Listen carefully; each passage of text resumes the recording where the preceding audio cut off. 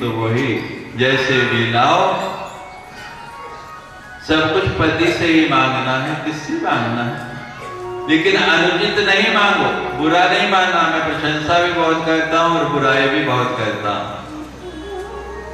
90% जो भ्रष्टाचार होता है उसकी जड़ जो है स्त्रियां हैं। अपने पति से ही मांगना है, लेकिन अनुचित मांगे करते हैं। पति की कमाई है, पता है 10,000 रुपये महीना, और आप डिमांड कर दें 20,000 रुपये महीने की कि पड़ोस वाले के यहाँ इतना कुछ है, कल भी आपको बताया, तो परिणाम क्या होगा? पति हेरा फेरी करेगा, चोरी करेगा। जितना कमाता है उसमें गुजारा करना सीखो। आप ही लोग इसे मिटा सकते हैं। जिद पर अड़ गए, अब पत्नी की जिद के आगे मजबूर हो गया। जो 7 भाइयों को साथ लिया और नंदिनी को चुरा लाया। संध्या समय हुआ, वशिष्ठ जी ने देखा नंदिनी नहीं है, ध्यान लगाया, कहां पता लग गया, 2 चुरा के ले गया। श्राप दे दिया कि जिसने ये गाय चुराई है उन सबको मृत्यु लोक में जाना पड़ेगा। अब श्राप लगा तो बड़ी चिंता हुई। 8 के 8 भाई जाके वशिष्ठ जी के चरण पकड़ने लगे, क्षमा मांगने लगे। यहाँ लिखा है देवी भागवत में, क्षण कोपान महात्मा पापिष्ठा कल्पकोपना, कि महात्मा जो होते हैं उनका क्रोध जो है क्षणिक होता है, थोड़ी देर का, लेकिन पापी लोगों का, संसारी लोगों का पुश्तों तक उस वैर को निभाते चले जाएंगे। क्रोध आना कोई बड़ी बात नहीं है, सबको आ जाता है, लेकिन कैसे आना चाहिए? जलन स्वभावतः शीतला, पाप का तपयोगता। जल जो है, जल का स्वभाव क्या है? जलय स्वभावतः शीतल, जल का स्वभाव है ठंडा रहना। पाप का तपयोगता, किसी बर्तन में डाल के अग्नि के ऊपर रख दिया, गर्म हो गया। कोई संयोग ऐसा बन गया, कोई बात ऐसी बन गई, क्रोध आ गया, उस पानी की तरह उबल गए, गर्म हो गए। लेकिन यथा शीघ्रम उष्णम भवति तथा शीघ्रम शीतलम भवेत्, पात्र को जैसे अग्नि से उतारा फिर ठंडा हो गया। क्रोध आए कोई बड़ी बात नहीं। एक सर्प गया संत के पास, महाराज कोई ज्ञान दीजिए। संत ने कहा कि काटना छोड़ दो। अब सर्प ने काटना छोड़ दिया। जो आए कोई पूंछ से उठाए इधर फेंके, कोई लात मार जाए, बड़ा दुखी हो गया। अच्छी संत की बात मानी, फिर संत के पास गया, महाराज आपकी आज्ञा का पालन करके तो मैं बड़ी कठिनाई में फंस गया। कहते मैंने काटने को मना किया है, फुफकारने को नहीं। क्रोध आ जाए कोई बड़ी बात नहीं, लेकिन उसको मन में नहीं रखना है। तो ऋषि तो दयालु होते, संत हृदय नवनीत समाना, प्रेम से प्रकट होई में जाना, निज प्रताप द्रवही नवनीता। तो जैसे ही अनुनय की, कहते मेरा शाप जो है वो तो विफल नहीं हो सकता, तुम्हें मृत्यु लोक तो जाना पड़ेगा। ये 7 जिन्होंने चोरी में साथ दिया है, इनकी तो जन्म लेते ही मुक्ति हो जाएगी।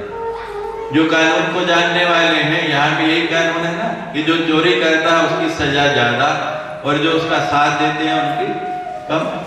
तो जिन्होंने साथ दिया है उनकी तो जन्म लेते ही मुक्ति हो जाएगी, और जिसने पत्नी के कहने में आके चोरी की है उसे बहुत समय तक मृत्यु लोक रहना पड़ेगा। हमारा गंगा गंगा और वहां भी शांतनु बने। एक दिन नदी किनारे गंगा भ्रमण कर रही, शांतनु की दृष्टि पड़ी, आसक्त हो गए जैसे देवलोक में आसक्त हुए थे। शांतनु समझ नहीं पाए कि यही वो गंगा है और मैं कौन हूं, लेकिन गंगा जानती है कि मैं गंगा हूं। शांतनु ने विवाह का प्रस्ताव रख दिया कि मैं तुम्हारे से विवाह करना चाहता हूं। गंगा ने स्वीकृति दे दी कि विवाह करूंगी, लेकिन मेरी एक शर्त है कि तुम कभी भी कोई सवाल नहीं करोगे, प्रश्न नहीं पूछोगे, मैं कुछ भी करूं स्वतंत्र हूं। जिस दिन तुमने कोई प्रश्न पूछा उसी दिन हमारा संबंध विच्छेद में चली जाएगी। विवाह हो गया महाराज। एक एक करके गंगा को 7 पुत्र हुए। जैसे ही पुत्र होता गंगा लेती गोदी में और जाके नदी में डुबो देती। एक एक करके 7 पुत्र चले गए। 8वां पुत्र हुआ और जब पुत्र हुआ गंगा लेके उसे जाने लगी। आज धैर्य जवाब दे गया शांतनु का। बोल पड़ा, कहने लगे गंगा तो मां है या डायन है? मां तो बच्चों की रक्षा करती है और तू पैदा होते ही उन्हें डुबोती चली जा रही है, तू कैसी मां है? गंगा कहती है महाराज बस चुप हो जाइए। मेरी शर्त थी कि यदि आपने कुछ पूछा तो हमारा संबंध विच्छेद। मेरा आपका संबंध विच्छेद। आपने पूछा है कि मैं कैसी मां हूं, तो महाराज आपको याद नहीं कि आप कौन हैं? आप महाभिषी शांतनु के रूप में आए हैं। लेकिन मुझे याद है कि मैं गंगा, जो 7 पुत्र मैंने एक एक करके डुबाए, वो 8 वसुओं में से 7 भाई हैं जिन्होंने चोरी में साथ दिया। जन्म लेते ही उनकी मुक्ति होनी थी, वो मुक्त हो गए। और ये 8वां वो बालक है जिसने चोरी की। होनी थी तुमको प्रश्न पूछना था इस 8वें बालक को बहुत समय तक मृत्यु लोक में रहना। बालक का मां के बिना कोई नहीं होता। मैं जा रही हूं, इसका लालन पोषण करके जब ये बड़ा हो जाएगा आपको सौंप दूंगी। गंगा चली गई। शांतनु रोज नदी किनारे आते हैं, मन लगता नहीं। एक दिन क्या देखते हैं, नदी किनारे आए एक बड़ा ही सुंदर बालक धनुष पर बाण रख के चला रहा है और उन बाणों से नदी के ऊपर पुल बना दिया। उस पुल के ऊपर चल के शांतनु नदी के दूसरे किनारे आए। बालक को देखा, इतना सुंदर, इतना दिव्य, किसका बालक है? इतना दक्ष के बाणों से पुल बना दिया। गंगा प्रकट हो गई, महाराज ये आपका ही पुत्र है। मेरा कार्य पूर्ण हो गया, अभी स्वयं समर्थ है और मेरा समय भी पूरा हो गया। मैं देवलोक वापस जा रही हूं। आप अपने इस पुत्र को संभालिए और इसके साथ रहिए। शांतनु ने उस पुत्र को ले लिया और लेके वापस अपने राज्य में आ गए। धीरे धीरे पुत्र बड़ा होने लगा। उधर एक और घटना घट गई। एक दिन महर्षि पराशर उसी नदी के किनारे आए। नदी के पार जाना है। दासराज नदी का जो मल्लाह था भोजन कर रहा। ऋषि ने कहा मुझे पार जाना है और शीघ्रता है, मुझे पार पहुंचा दो। दासराज भोजन कर रहा था, सोचने लगा ऋषि को भी जल्दी है और भोजन बीच में छोड़ के उठना भी उचित नहीं। तो पास में उस दासराज की जवान कन्या, नाम था मत्स्य गंधा। कहने लगा जाओ तुम ऋषि को छुड़ाओ, ऋषि से कैसा है। मत्स्य गंधा ने नाव खोली, ऋषि पराशर को बैठाया और चल पड़े। नाव खेते खेते जब बीच मझधार में बिल्कुल मध्य में नाव पहुंची तो पराशर ऋषि के अंदर काम का संचार हो गया। माया हरे चेषा तया समोहिती जगत ज्ञानिना चेतांसी देवी भगवती हिसा बलाला कृष्ण मोहाय महामाया प्रयति। बड़े बड़े ज्ञानियों के चित्त को भी बलात् बल पूर्वक खींच के ये माया जो है भ्रमित कर देती है। कब ये माया आपको पकड़ ले, कब जकड़ ले, कोई भरोसा नहीं। इससे बच के रहना। जब महामाया की शरण में रहोगे तो ये माया आपका कुछ नहीं बिगाड़ पाएगी। काम का संचार हो गया। पराशर मुनि ने प्रणय निवेदन रख दिया। मत्स्य गंधा से कहने लगे मैं तुम्हारे साथ संयोग करना चाहता हूं। वो मत्स्य गंधा बेचारी कांपने लगी, कहने लगी महाराज आप ऋषि कुल, आपका इतना बड़ा कुल, और मैं नीच जाति की। संबंध बराबर वालों में होता है, मेरा आपका क्या संबंध। पराशर ऋषि कहने लगे नारी का कुल उसके पति से जाना जाता है। जब तुम मेरे साथ संयोग कर लोगी, मेरे साथ संबंध हो जाएगा, तुम्हारा कुल स्वतः ही ऊंचा हो जाएगा। वो कन्या फिर हाथ जोड़ के खड़ी होके कहने लगी, महाराज दिन का समय है, ऐसे में तो पशु पक्षी भी संभोग नहीं करते, चारों तरफ दिन का उजाला है। ऋषि कहने लगे, तुझे दिन के उजाले का भय है। नदी का जल हाथ में लिया, संकल्प किया, चारों तरफ कोहरा छा गया, अंधकार हो गया। कुछ तक पहले कुल के लिए, कुछ तक कोहरा आच्छादित करने के लिए वर्षों की तपस्या का क्षण भर में भंग कर दिया। वो कन्या फिर हाथ जोड़ के कहने लगी, महाराज आप इतने अच्छे संत, आपके शरीर से सुगंधी आ रही है, और मैं तो मछलियां पकड़ती हूँ सारा दिन, उनके साथ रहती हूँ, मेरे शरीर से दुर्गंध आ रही, बदबू आ रही, मेरा आपका क्या संबंध? ऋषि ने फिर जल हाथ में लिया, जल हाथ में लेके मंत्र पढ़ के उसके शरीर पर छिड़का कि अब तू मत्स्य गंधा नहीं, योजन गंधा हो गई, 100 योजन तक तेरे शरीर की सुगंध जाएगी।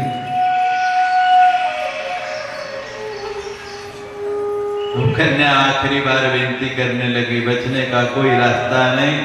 कहने लगी, महाराज आप तो चले जाएंगे, लेकिन मेरी बड़ी बदनामी होगी। कुंवारी कन्या के संतान हो जाए तो समाज में उसका कोई सम्मान नहीं रहता, कोई उसे स्वीकार नहीं करता। पराशर ने फिर हाथ में जल लिया और कहा कि तू गर्भवती होगी, संतान भी हो जाएगी, और कोई जान नहीं पाएगा कि तू गर्भवती भी हुई। ये माया कब डसले, कब जकड़ ले, कोई भरोसा नहीं। एक क्षण के लिए भी उसके नाम को विस्मृत नहीं करना है। जहां वो भूले, जहां वो हटा, उसी क्षण माया आपको पकड़ ले। नैन दीवाने अंधा मनवा, नैन दीवाने अंधा मनवा, नैन दीवाने अंधा मनवा, नैन दीवाने अंधा मनवा, नैन दीवाने अंधा मनवा, नैन दीवाने अंधा मनवा। क्या जाने कहाँ ले जाए, क्या जाने कहाँ ले जाए, क्या जाने कहाँ ले जाए, इनके कौन ठिकाने। अंधा मनवा, नैन दीवाने अंधा मनवा, नैन दीवाने अंधा मनवा।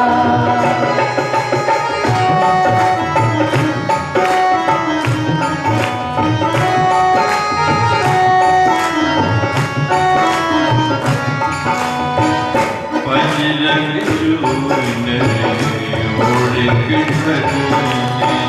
पंजरंग चूने ओढ़ के खटनी, पंजरंग चुनेरी ओढ़ के ठगनी, छम छम नाच माया ओ प्यारी, चम चम नाचे माया ओ प्यारे, चम चम नाचे माया।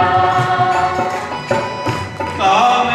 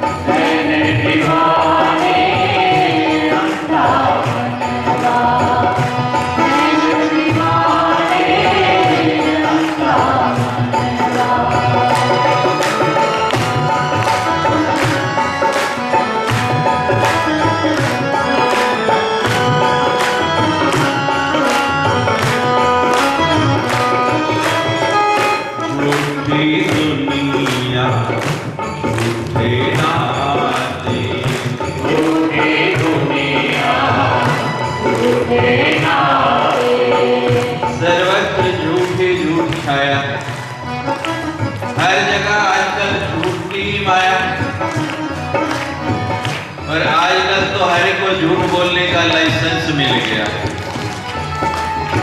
हर एक की जेब में झूठ आ गया। अभी पिछले दिनों एक समाचार छपा था समाचार पत्र में, शायद आपने भी पढ़ा। जम्मू के किसी मंत्री ने दूसरे मंत्री को कोई काम कहा था और उन्होंने टेलीफोन किया कि भाई मैंने आपको कहा था कोई काम, आपने किया नहीं।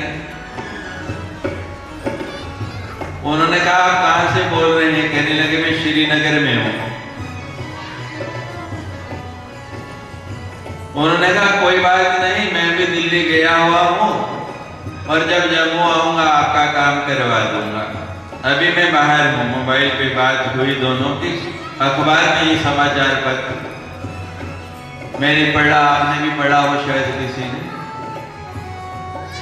तो महाराज ये बातचीत खत्म हो गई। थोड़ी देर के बाद क्या हुआ कि गांधीनगर में दोनों की गाड़ियां आमने सामने हो गई। वो उसको देखता है कि आप श्रीनगर में और वो उसको देखता है कि आप दिल्ली में। बैठे होते हैं घर में और नहीं करना तो हर एक को लाइसेंस मिल गया। जितना झूठ बोलना मोबाइल ने सिखा दिया, इतना किसी ने भी नहीं। बच्चे को बचपन से ही झूठ सिखाते। किसी से नहीं मिलने जा बेटा, कहते पिताजी घर में नहीं। अब जैसे संस्कार डालेंगे वही करेगा। और हमारे सामने की एक घटना है। हम एक बार ट्रेन में सफर कर रहे तो हमारे सामने वाली सीट पे एक सज्जन बैठे, साथ में एक छोटा सा बच्चा। स्टेशन पे बाहर एक खोंचे वाला निकला, ठेले वाला। तो बच्चे ने कहा पिताजी ये ले दो। पिताजी कहते नहीं, स्टेशन की चीजें अच्छी नहीं होती, ये नहीं खाने। बच्चा जिद करने लगा, पिताजी मना करते रहे। बच्चा कहता है ले दो नहीं तो, और पिताजी ने झट ले दी मारा। गाड़ी चल पड़ी। थोड़ी देर बाद फिर एक स्टेशन पर रुकी, फिर वही क्रिया शुरू हो गई। बच्चा कहे ले दो, पिताजी मना करते रहे। बच्चा जब कहे ले दो नहीं तो झट ले दे। 8-10 स्टेशन बीत गई महाराज, यही बात चली। मुझसे रहा नहीं गया। मैंने कहा पहले आप मना करते हैं और बच्चा जब कहता है ले दो नहीं तो आप झट से ले देते हैं। ये बच्चे के पास कौन सा ब्रह्मास्त्र है जिसके कहते ही आप एकदम ले देते हैं? कहने लगे स्वामी जी आपसे झूठ नहीं बोलेंगे। ये बच्चा है ना, हमने इसकी आधी टिकट ली है और उम्र है 12 साल से ज्यादा, पर हमने कहा किसी को बताना नहीं। तो जब हम नहीं लेके देते ये कहता है ले दो नहीं तो बता दूंगा। हमने कहा ठीक है महाराज। मैं कहा कितने पैसे बचाए टिकट में? 10, 20, 50 रुपए। और उतने का खिला दिया, पेट भी खराब किया और झूठे संस्कार भी सिखा दिए। झूठ बोलना अलग से सिखा दिया। अच्छे संस्कार डालो, सत्य बोलना सीखो। अभी आपने तथ्य की कथा सुनी। सत्य के बल पर मां का दर्शन कर लिया। झूठी दुनिया झूठे नाते, झूठी दुनिया झूठे नाते, व्यर्थ लहार लपटाए ओ बंधु, व्यर्थ लहार लपटाए ओ बंधु, व्यर्थ लहार लपटाए। तोड़ के जग के झूठे बंधन, तोड़ के जग के झूठे बंधन, तोड़ के जग के झूठे बंधन, हंस लगे राजा अंधा मनवा मैंने दीवाने, अंधा मनवा मैंने दीवाने।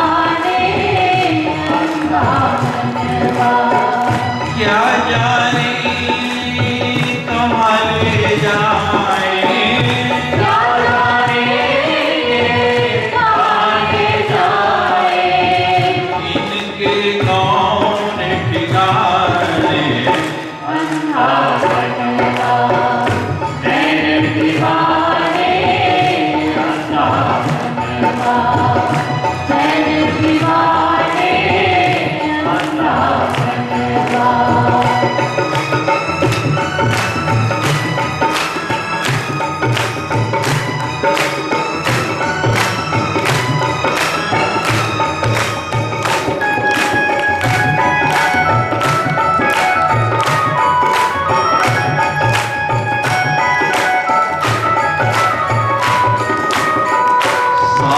की माला मन का सांस की माला मन का माला फेरते कितने लोग फेरते हैं? हाथ ऊपर कर देखा देखे हाथ खड़े कर। किसी ने वेख के नहीं करना, जो फेरते हैं वो हाथ खड़ा करें। जो माला फेरते कैसे फेरते? ऐसे। और कहते क्या है? मेरी माला तेरा माल, मेरी माला तेरा माल, और दोनों मिलके करें कमाल। कि मैंने तेरे नाम की माला फेरी है। एक माला फेरी है 10 देवी की है। यहाँ भी दुकानदारी करते हैं, यहाँ भी सौदा। माला एक फेरेंगे और डिमांड इतनी बड़ी रखते हैं। बदल लो इस आदत को, इस प्रवृत्ति को बदल लो। माला फिरत जुग भया और फिरा न मन का फिर, कर का मन का डाल के मन का फेर। माला कैसे फेरनी है?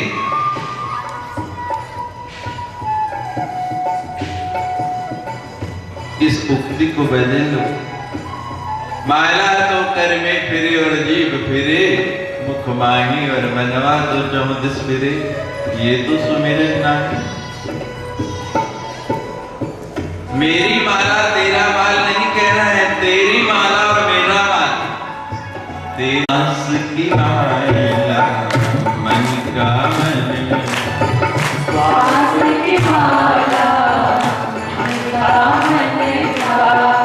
अनहद नाद बजारे हो साधो, अनहद नाद बजाए ओ साधो, अनहद नाद बजाए। कट जाएगी रैन अंधेरी, कट जाएगी रैन अंधेरी, कट जाएगी रैन अंधेरी, फिर सब और उजाली। अंधा बनवा मैंने दीवाने, अंधा बनवा मैंने दीवाने, अंधा बनवा। क्या जाने ये कमल जाए, क्या जाने कहाँ जाए, क्या जाने ये कमल जाए, इनके कौन ठिकाने। अंधा बनवा मैंने दीवाने, अंधा बनवा नैन दीवाने अंधा। जय जय श्री राम, जय श्री राम, जय जय। श्री राम। मत्स्य गंधा योजन गंधा हो गई, नाम पड़ गया सत्यवती। और जो संतान हुई उनका नाम पड़ा महर्षि वेद व्यास, जिन्होंने 18 पुराणों की रचना की, चारों वेदों का विभाग किया, महाभारत जैसा ग्रंथ लिखा।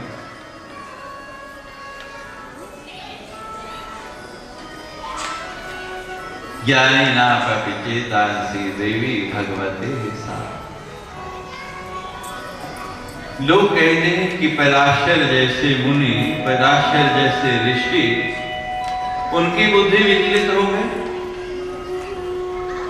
ब्रह्मा जी की विचलित हो गई, भगवान विष्णु की विचलित हो गई। ऐसा क्यों होता है? क्या ये लीला मात्र है?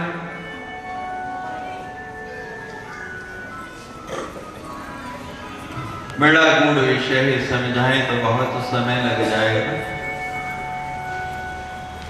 सब विषयों पे नहीं जाके संक्षेप में आए तो पराशर ऋषि की कथा हुई। अभी अभी आपने सुना कि पराशर की मति भ्रष्ट हो गई बुढ़ापे में आके, और सारा जीवन तप करके।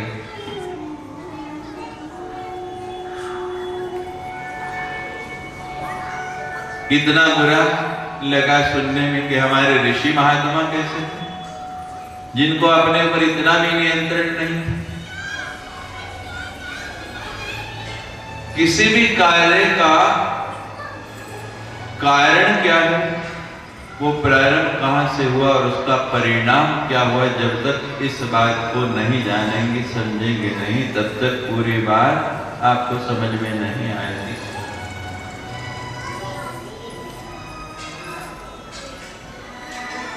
ऋषि का अकारण ही जो है मोहग्रस्त होना नहीं हो सकता, उसके पीछे भी इस मां भगवती की इच्छा है, उसका कारण है।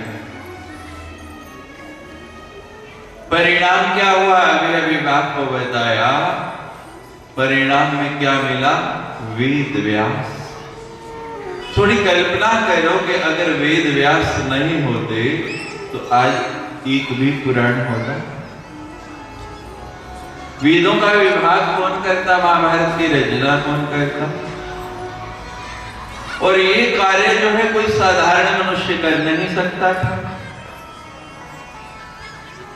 इतना विद्वान, इतना ज्ञानी होना हर किसी के बस की बात नहीं थी।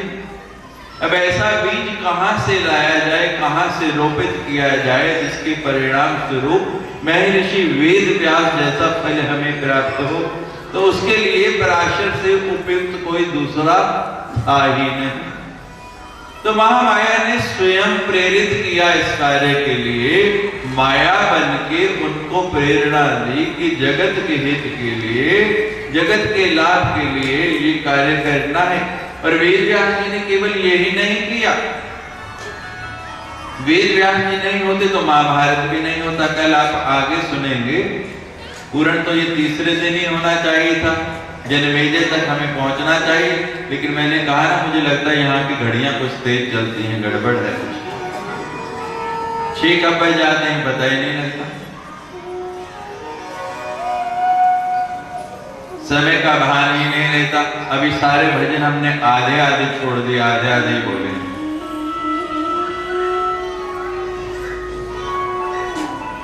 हमारी दृष्टि दीवार तक जा सकती है, जहां वो बोर्ड लगा है कि यहाँ क्या है, उसके पीछे क्या है हम देख नहीं सकते। लेकिन भगवती की दिव्य दृष्टि है, वो सब जानती है कि क्या करना है, किस बात की आने वाले समय में आवश्यकता है, और वो किस तरह से पूर्ण किया जा सकता है, वो कैसे हो सकता है, ये उसके सिवा दूसरा कोई नहीं जानता। तो जब जब ऐसी स्थिति आती है, किसी ना किसी ऋषि को, किसी ना किसी देव को इसके लिए प्रेरित किया जाता है। और केवल पराशर पे नहीं जाए, प्रारंभ हुआ है देवलोक से, महाविश्वर गंगा से, फिर हमारे अष्ट वसुओं की बुद्धि भ्रमित की गई, फिर पराशर की भ्रमित की गई, और तब जाके कहीं वेद व्यास आए। और अब वेद व्यास जी आगे क्या करते हैं, ये कल की कथा में आएगा। आज की कथा में जो त्रुटियां रह गई, उनके लिए मां जगदम्बा से क्षमा, उनकी स्तुति। जय जय श्री राम, जय जय श्री राम, जय जय श्री राम।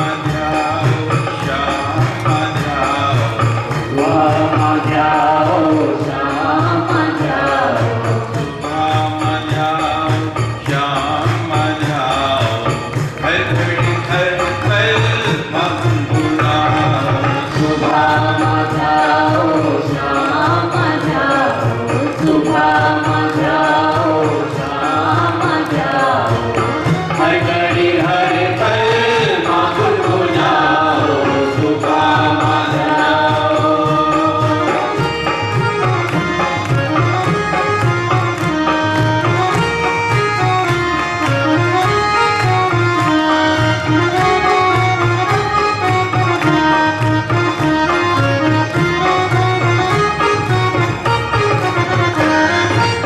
माँ मेरी सांसें, माँ मेरी धड़कन, रोम रोम करे माँ का निबंधन। माँ मेरी सांसें, माँ मेरी धड़कन, रोम रोम करे माँ का निबंधन। माँ मेरी सांसें, माँ मेरी धड़कन, रोम रोम करे माँ का निबंधन। चित्त से व्याकुल होकर बुलाओ, तेरे